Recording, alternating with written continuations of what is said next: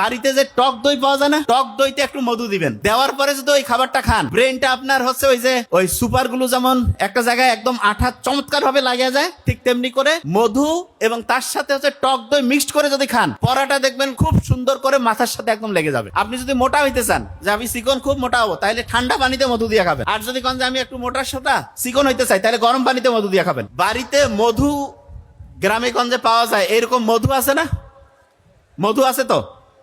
বিজ্ঞানীরা দেখতেছে সারা পৃথিবীতে যতগুলো সুপার ফুড আছে তার মধ্যে যদি 1 নম্বরে রাখি, ব্রেইনের জন্য কাজ করে, রোগের প্রতিরোধ ক্ষমতা করে, তারপরে শরীরের লংজিভিটি বাড়ায়, চেহারা সুন্দর করে, বিস্ময়কর ব্যাপার।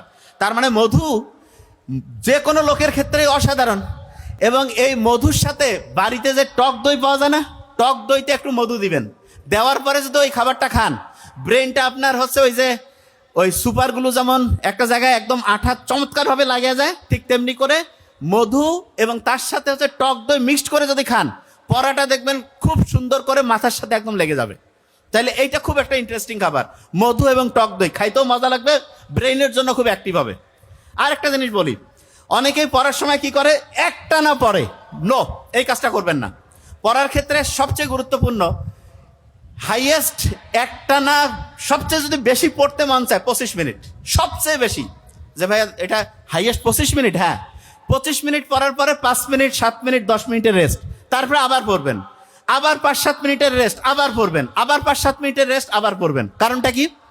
আপনি যদি একটানা 60 মিনিট পড়েন, ধরেন যে একটানা 60 মিনিট পড়ছেন, তাহলে দেখা যাবে আপনি 78-79 লাইনের মধ্যে যে তথ্য আছে সেটা মাথায় আনতে পারবেন। আর যদি আপনি 10 মিনিট পড়লেন 5 মিনিট রেস্ট, 10 মিনিট পড়লেন 5 মিনিট রেস্ট, 10 মিনিট পড়লেন 5 মিনিট রেস্ট, 10 মিনিট পড়লেন 5 মিনিট রেস্ট, তাহলে 1 ঘন্টায় 4টা 10 মিনিট পাইছেন, 4টা 5 মিনিট, 4টা 5 মিনিট চোখ বন্ধ করেছিলেন, একটু বুক ভরে শ্বাস নিছেন, ছাড়ছেন, হাঁটাহাঁটি করছেন, আর 4টা 10 মিনিট ঠিকভাবে পড়ছেন। এই 40 মিনিটে আপনার 107 থেকে 108 লাইনের মধ্যে যে পড়া আছে সেটা মাথায় আসবে। তার মানে আপনি চিন্তা করেন, পড়ার মাঝখানে মাঝখানে যখন আপনি বিরতি দেন, তখন পড়ার যে গতি সেটা বেড়ে যায়। আমরা অনেকেই অভিভাবকরা কয়ে তুই বারবার উঠিস কেন? অভিভাবকদেরকে জানতে হবে পড়ার কিছু স্মার্ট সিস্টেম আছে। সে যদি একটানা পড়ে তাহলে পড়া খারাপ হবে, আর সে যদি পড়ার মাঝখানে মাঝখানে গ্যাপ দিয়ে পড়ে তাহলে পড়াটা অসাধারণভাবে শর্ট টার্ম থেকে লং টার্ম মেমোরিতে যাবে। মোহাম্মদ সাল্লাল্লাহু আলাইহি ওয়াসাল্লাম দুপুরের দিকে কাইলুল্লাহ করতেন না? দুপুরের দিকে দেখা যায় তো একটু চোখ বন্ধ করে ঘুমাই থাকতো, তারপরে উনি উঠতেন। বিজ্ঞানীরা এখন দেখছে ওইটাকে ওরা একটা স্পেশাল নাম দিছে, পাওয়ার ন্যাপ। লাভটা কি?